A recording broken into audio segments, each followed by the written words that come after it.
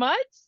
Welcome. Today we are interviewing several adult authors. Now, I feel weird when I say adult authors, but I say that because I'm so immersed in the world of kidlit that I feel like I have to say adult, but then it makes it feel like maybe, it's like adult movies, and it's not the same thing, although it could be the same thing. Sometimes we have some fun times. But anyway, so I have two great friends who I've known. Just figured it out. We've known each other since 2014 when we were all in pitch wars together. So I have Sarena Ulibarri, if I said the okay, I did it, and then Janet Walden-West. And so I'm so excited to finally see them, meet them in person, and have them here with us at Transmedia Mutts. So I'm just going to get started and jump right in. And I'm going to have Sarena tell us your publishing journey, like the good, the bad, the ugly. Give us the summary of what your publishing journey has been like. Oh gosh. Okay. It's been rather long and convoluted, I would say. I've always been a writer. I think I wrote my first book literally at age 11. And it was a full 100-something pages. But if we're not counting those, then I started I started writing short fiction really seriously in college, and then I went to grad school, did an MFA, and I started getting published with short fiction in about 2013, somewhere around there. So yeah, about 10 years doing short fiction. And then I wrote a book for my MFA thesis, because they let you do that. They let you do a creative work for the thesis, which was very cool. I wrote a space opera for that. And I passed my thesis defense or whatever, and I tried to query it, and I got a lot of requests and partial or even a couple of full requests, but then no offers at all, because the book had a real big structural problem that my thesis advisor had told me about, and I ignored, as you do. But I wrote several other books here and there, and then the one that is about to be published is called Another Life, and I wrote the first draft of it in 2017. And it became a full-length 90,000 word book. And I queried that, but I queried it really selectively. So when I queried the first one, the space opera one, I queried 60 agents, everybody. And that was the one I was in pitch wars with. So I did get some good feedback. And I think even that structural problem, even my mentor kind of told me about that, and I was like, yeah, but I made excuses for why it had to be that way, whatever. Anyway, so I queried that one to 60 agents. The next one I queried really selectively, maybe 5. Really selectively. But I think it was because I knew instinctively that it wasn't quite ready. I felt like it was as good as I could get it, but it wasn't really ready for showtime. And so I queried a few, just tested the waters, and I was like, and I shelved it.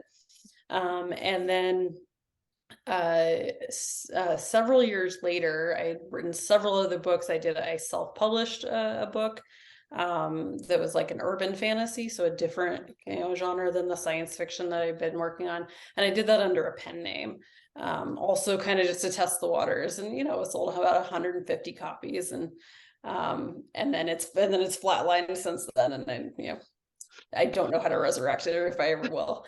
Anyway, a friend of mine that's in my critique group noticed that there was a small press that was getting ready to open up for submissions that was a climate fiction, and it's that's the sort of niche that I've been working in the last couple of years. And she was like, you should really pull up that Death Valley book, because the story takes place in Death Valley. She's like, you should really pull out your Death Valley book and send it to this small press. And I was like, yeah. So, but I pulled it out and I looked at it, and it's a mess. And I was like, no wonder I didn't get requests on this. It was a disaster. But I really still liked the core of it, the heart of it. And so I was like, you know what? I'm going to kill all the darlings. I'm going to, this plot line doesn't make sense. I'm going to get rid of this character. And I really just pared it down to its core. And it became a 40,000 word novella instead of a 90,000 word novel. And I queried that to the smallest, to Stelliform Press, and got the offer of acceptance like pretty quick. So it was like, once I, so it was a combination of getting, the right market that was looking for exactly what I was doing, and, again, paring it down to like the core of the story that I was trying to tell, and get rid of all the tangents and all that. So, yeah, that's a tangential way to talk about my tangential journey. But that's how No, my brain works. So yeah, no, that's perfect because like I mean, there's so many lessons in that one anecdote, right? I mean, because like you've got killing your darlings. We hear it all the time. It becomes cliche, but like it's true. And so you were able to get the distance from it. You probably could have done that like right away. You had to no, get the it distance. needed a couple of years. It needed a couple Yeah. of years. And so you get the distance, you go in, you kill your darlings, you make it a tighter, more concise novel. Then you also, which is so important in publishing, is you targeted the right niche. Like you have a niche, you know what that niche is, and you targeted it. And that was one thing, when I talked about to Amy Porterfield, that her big thing is, avatar, creating your avatar of who your ideal, for her as business person, customer, but reader is. And then it's like, who your reader is. And so you were able to go in there and just like surgically precision, make the novel that was going to work for you. And so that's awesome. And I want to make sure, I'll say it probably several times, but we are giving away a copy of Another Life as part of our huge woohoo celebration of Transmedia launching. There goes Kenzie. I knew she was going to come through. There's Kenzie, one of our Transmedia mutts. There she is, right on target. So yeah, so we're giving away a copy of it when it releases. I know it's a little ways out, but we'll get there. And so Janet, now onto you, your winding journey into publication. Boy, it was like winding around a mountain, over the top, off a cliff, start back up. Mine was probably a little bit different than Serena's in that I never saw myself as an author. I love to read, like, always finding a corner with a book if I didn't have anything else to do, but I never thought about writing. And I just kind of fell into it. There was an ending to a TV series that I really loved, and the ending was really, really bad. And to say, it's one of those things where it's like, I could do better than this. And I just started writing. And, spoiler alert, I could not do better than this. I had a lot to learn. And even because I think I started about 2010, and I looked into Pitch Wars in 2014. I didn't even really know what it was. It was just like, oh, you could get feedback for this. So I sent in my pages and got in. And, my poor mentor, I owe him so much. But it took a while to learn structure and genre expectations. And even then, I had my book of my heart that I just knew was the one that was going to get published. It's one I got into Pitch Wars with, and I queried the heck out of it, like 100 agents, maybe. Don't do that. I did not know better at the time. Don't do that. And it was also right about the time that urban fantasy and traditional publishing kind of went off that cliff, and the market really contracted. So I spent several years, revising it again, because there were still so many holes in my knowledge, what I did and didn't know. And then finally, I literally ran out of agents to query. And at that point, it's like, what is the point? But then I think, like every writer, I couldn't stop. I just started writing again, but I flipped into for something fresh and different temporarily, and I wasn't even thinking publication with it. I wrote a contemporary romance. And that was when I got into the 2017 Pitch Wars with, and that was my debut novel. So Yeah, that's awesome. I mean, because um, that's kind of similar to my story. You know, I was in Pitch Wars like two different times as an Yeah. alternate with my YA novel, but then my books that I got published with were nonfiction picture books. You know, it's not something I'd ever thought about. But I tried it on a whim, and that was it. I think that's such an important part of being a writer too, is being willing to experiment. Like you kind of feel like Mhm. you know what you want, you know what you want to write, but you know, trends change, your skills change, everything changes. You got to be willing to jump in there and try new things. And I like what you said too about that you went back to the novel several times to revise it. You know, when you write something it's not done, we have to revise, revise, revise, revise. And so I think that's a key thing for all of us to keep in mind.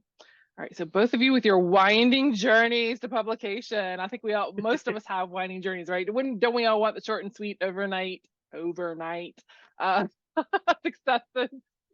Um, so for I'll let either one of you jump in first. Has there been like an aha moment as you've gone along? You're like, yeah, I've totally got this figured out now, or do you still just feel like you're doing what's happening? I don't know. I'll just do what I can. I never Um, feel like I have it figured out. No, but I did have like an aha moment. I did NaNoWriMo a couple times. And so one thing that I used to do is I always wrote my drafts by hand.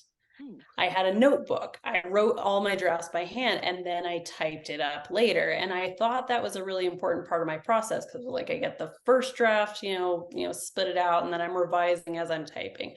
And I felt like that was a really important part of my process.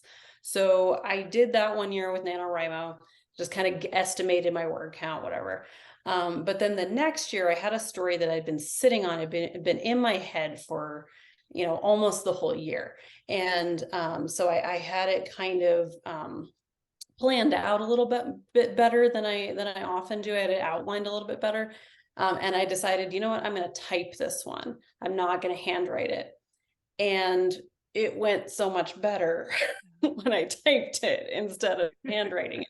And so that thing that I thought was really important part of my process turned out not to be. The first draft came out way cleaner. It was way easier for me to like just flip back and like remember, or like, find, what did I have this character do? Okay. And like, anyway, there were just so many things that made it better to do on the computer. And so that was kind of like, oh, okay, well, I kind of wish I'd started doing this earlier. yeah, I think it's great, and it goes back to the experimenting. You never know what's going to be work for you, and so you try this new process, and it was better. I have to admit, I did the same thing. I still have like so many spiral bead 5 subject notebooks sitting here with stories in them. And it's only been like recently that I've just like, plotted and written out, you know, in a Word doc instead of by hand. And I was just really afraid my creativity was going to suffer. It's like, no, you precious thing, your creativity is just fine. That's awesome. um, where do you all go for inspiration for your new stories, or does the inspiration find you? I have never like just gone out looking. Even I've done some short fiction for anthologies, and of course, there's always a theme. But still, I don't actually go looking. I just have to like sit there until it comes to me. I mean, your subconscious is just percolating along the whole time. I mean, there's all kinds of stuff in there, but I will just like stumble over something or some idea will pop into my head and we go from there. Awesome, yeah. Yeah, I mean, it's pretty much the same for me. The times that I have sort of like gone looking for inspiration, it's harder to find. For example, if there's an anthology that has a certain theme, and I'm like, oh, I should write something for that, and then I'm really focused on that. It's harder Yeah. than when it's I could be just walking my dog and have see something weird, and then that's sparks a story. So, yeah, I think just as a creative person, the way our brains work is it's just always kind of processing the things that we experience. So, so I'd say if I'm looking for inspiration, I just need to leave my room, probably, Yeah. see something different, and it'll come. But honestly, I have more ideas than I'm ever probably going to write. The issue is just which ones are worth, other people reading, and which ones That's I can the do. hard part. Right. That's the really hard Yeah. part, figuring that Yeah, out. Yeah. and which ones I can do justice to No, also. yeah, But definitely. yeah. So do you guys have a writing ritual? Like, is there like, do you, is it music, snacks, drinks you have to have, a place, or are you just like anywhere, anytime I can get it done?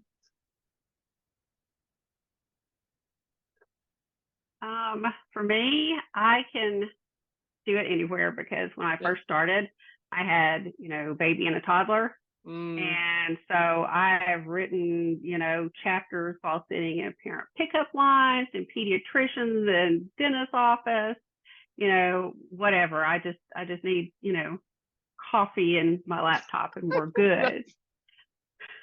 So also when it comes to editing, then that's where it's like, go away and leave me alone for an hour. I need to concentrate. I tend to write better at coffee shops. I have found, and I am not a coffee drinker, but I order tea at coffee shops. So I go get my matcha latte and I sit there for 2 hours, and that's where I get the best work done. But I mean, I certainly can't do that every single day. So I definitely write it at home, and have written. I actually wrote almost a whole story on my phone, just like in the notes app one time, because it wouldn't leave me alone. And I was, not in a place where I had my computer. So I'm just sitting there on my on my notes app. So, and I've written stories on the bus. That was a thing that I used to do. And when I was in grad school, I rode the bus back from campus to my apartment. And I often rode on the bus. So, I have my favorite places, but I can do it anywhere. I just find for some reason if I go out and I've paid that $5 or whatever for my matcha latte, like I'm more likely to just focus and just sit there and do it. Plus I'm seeing the people walking in and eavesdropping on people and just getting again those kind of experiences that may or may not end up turning into something that I end up writing about. Yeah. I can't, the people who can write on their phones, I see tweets about it all the time, like, oh, I wrote my entire novel on my phone. I'm like, how? I can barely write a text on my phone. I'm so old. I'm like, what? I'd rather text people from my computer. So I don't know how people do the writing from the It's phone. That's awesome. certainly not my normal, certainly not my normal operating, but do you all have a like go-to writing resource, or it doesn't need to be right, but go-to resource when you need to boost, when you feel like you need to boost on your craft, or your just, you know, you need a little zhuzh. Do you have a go-to place for it? Um, I did not do the MFA program, so I am mostly self-taught. And when I started writing, I just approached it like, any other grad school course and, spent however many hours a day with resources. And we're really lucky because there are so many good free online resources. And as far as craft right now, Janice Hardy's blog is excellent. Fiction University, she has some really, really great information on plotting. Jamie Gold is also very good. She leans more towards romance and fantasy, but she does a really good job of breaking down stories. And so does K.M. Weiland. She is great if you are into pop culture because she will take Marvel movies and break them down into story beats for you to show you how to go. And it is just like a great blueprint to start with. Very cool. So this is my favorite writing craft book. It's called Writing from the Body. I think it might be out of print. It's kind of old, but this is one that I've come back to over and over and over, because it's writing craft, but it's also just about like the connection between physical being and exercise and breathing and just the physicality of being a writer in a human body, and and then the process of writing. So it's got some really interesting like exercises, both physical exercises and writing exercises, and combined. It's also just got some really beautiful lyrical language that's inspirational. So that's my kind of like go-to craft book. I've read a ton of craft books, and there's a ton of great ones out there, but that's the one I go back to over and over. But I'd say the biggest thing that I do is just go read something amazing. Pick one of my favorite authors or something that's really getting a lot of attention, and just immerse myself in a really well written story. And that is probably the most inspirational thing that I do as a writer, is just read. That's awesome. So we write, but we also are expected to promote. And it's the duality of being a writer today, that you can't just sit in your little, writing shack and pound out the words and be done with it. You have to get out there and promote your work. So it's kind of a bad word these days, because there isn't much we can do to move the needle, but we're expected to do it anyway. So the thing is to do things you find fun. So have there been any things that you found enjoyable to promote your books that you could share with everyone? Serena, I'll start with you this time. No. No. Sorry. No, marketing is tricky. So I also run a small press, and so I have been the marketing person for a bunch of other like writers. I feel like I kind of had it figured out a little bit in like 2017, 2018. And then all the social media algorithms changed, and like I really lost track of like what works.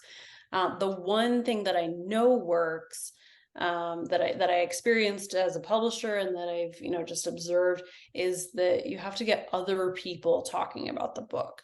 If it's just the author like barking into the void, or even just like as a small press, like even if it's just the publisher and the author just saying, hey, read this book, it doesn't really have legs. It doesn't go anywhere. But when you get other people talking about it, that's when you get attention. So sending out review copies, doing giveaway copies, get it into people's hands so that the other people can talk about it. But that's not exactly a fun part of it. So it's not fun, no. But one thing that I did with my with the book that I self-published is that I don't know if it helped at all, but it was something that was kind of fun, is doing like mood boards, where you take like images, and sometimes with a quote from the book, or just like or with there used to be hashtags on Twitter that would be like mood board Monday, or aesthetic Thursday aesthetic, or things like that.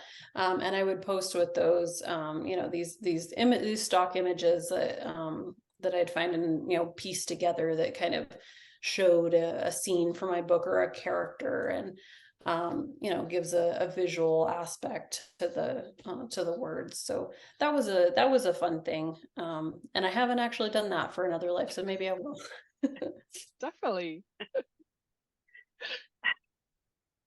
Yeah, I mean, I'm kind of looking at it the same way, in that other people are your best resource. You want other people talking about it, and it's kind of that idea of super fans. You don't need a ton of fans. You need like 10 that are like, oh my God, this is the best thing ever. She is my auto buy. You have to read this. Here, take it home with you.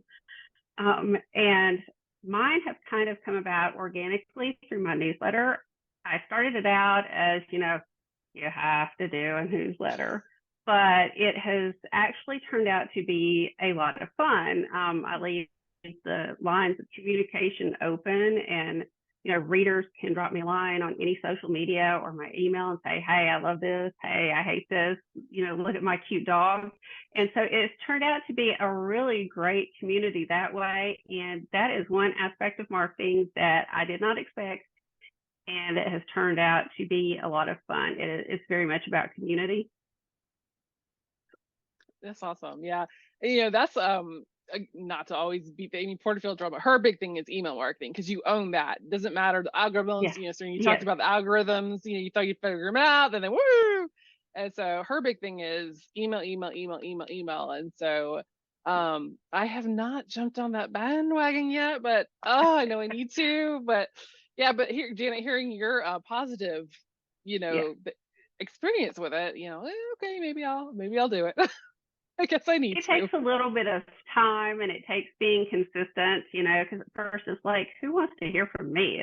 I'm, just going to spam them. And so I started to do it every week though, and just try it. And I do newsletter swaps with other authors that I really like. So there's always something other than, hey, this is my book in the newsletter. It's like, this is the read that I really love this week. She has the best series ever, kind of thing. So you just kind of build up gradually and naturally. That's awesome. Well, the time has flown by, because I wanted to be very respectful and keep it at around 30 minutes. And it's somehow we're already there. So I wanted to ask you, so I'm going to give you, a two-part question. So any last piece of advice you want to share about writing, publishing, marketing, promo, whatever, and then tell us the best place to find you and your books. Last piece of advice for anyone who's an aspiring writer is to have a community of writers. Whether I'm lucky to have gotten into pitch wars and gotten to know people like you, and I have a local critique group that that I'm lucky to have too. But writing is a form of madness, and the normal people don't understand. So get a community of writers and support each other through the writing process, through the publishing process, whatever. That is really the most important thing that I think you can do. So my book, my science fiction book, Another Life, comes out in May. Right now it is only available through the publisher Cellform Press, but it will eventually be on Amazon and Barnes Noble and all that. I have a newsletter that I do not really keep up with, and do only kind of send out when I have stuff, but I often have short stories and things like that out. So SarenaUlibarri.com is my website. You can find my newsletter there and a list of all my former publications. I still use Twitter, but I'm really loving Mastodon. And if you spell my name right, I'm very easy to find. I 100% agree with the community. It's very hard to put yourself out there, and I realize that, and so many of us are introverts anyway, but don't be afraid to, reach out to other authors, join online communities, in person, if that's your thing. Don't be afraid to co-op and have people read. Don't be afraid of critiques. Those are your friends. That is absolutely the best thing you can do to both stay sane and to, just level up in your writing. And I'm everywhere. You can find me under Janet Walden-West at my website and on all the social media. And if you sign up for my newsletter, you get some freebies. Nice, very nice. Well, I just wanted to say again, I think I missed saying this before, but we are also giving away a copy of Janet's book, the first book in her urban fantasy series called Agent Zero. So we want to give away the first book, so then you know where you're going, and you can get all the rest. And so Serena's book Another Life and Janet's book Agent Zero are both up in the giveaway. So go to transmediamutts.com and you will find the giveaway links there. You can enter, lots of different ways to enter. And y'all, I'm so excited. Thank you so much for being here with me. This was so fun. I really honestly could talk to y'all for another hour. So such great advice for everyone. And I hope people go back and kind of really parse out the things you guys said and really take it to heart. So thank you for being here with me.